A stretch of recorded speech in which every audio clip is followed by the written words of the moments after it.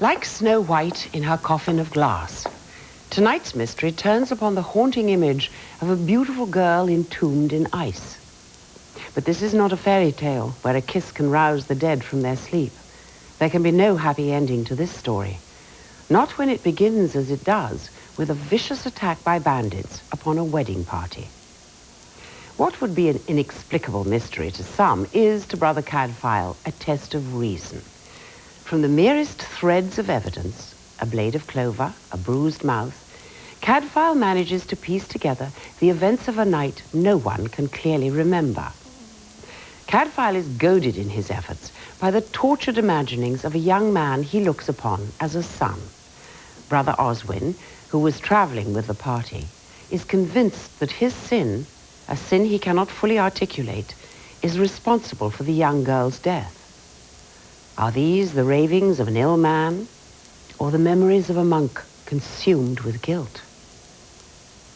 Before tonight's tale is over, more than one mystery will be solved. Among them is what became of Marian of Antioch, a woman Cadfael loved as a boy of 18. Yet Brother Cadfael would be the first to admit that the joy of this discovery came with much too high a price, a sentiment no doubt shared by the Virgin in the ice. It's easy to romanticize the Middle Ages from our distant vantage point. Castles, cathedrals, knights jousting in tournament. Who isn't stirred by such heroic images? Even the seamier aspects of 12th century life seem touched with poetry. That is, unless you can picture yourself as one of tonight's victims, set upon in the forest, stripped of your possessions, and left for dead. Many of the bandits cruising the roadsides of medieval Europe were soldiers traveling to or from the Crusades. They obviously weren't above a little robbery to help finance the trip. During Cadfael's time, even knights were getting in on the act, thanks to England's ruinous civil war. According to one chronicler, William of Malmesbury, knights were routinely carrying off herds and flocks and sparing neither churches nor graveyards. Anyone thought to be wealthy was kidnapped and tortured until they had spent for their ransom all they possessed. What recourse did victims have?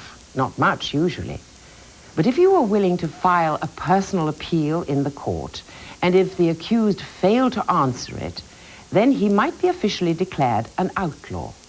This amounted to a sentence of death. It was a capital crime to harbor such a person, and a duty to kill him.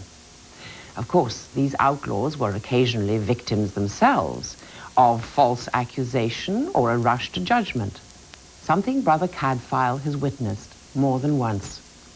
So, a procedure for in-lawing outlaws soon became common, hopefully before punishment had been exacted. However, as Cadfael would remind us, if justice isn't served in this life, there's always the next. I'm Diana Rigg. Good night.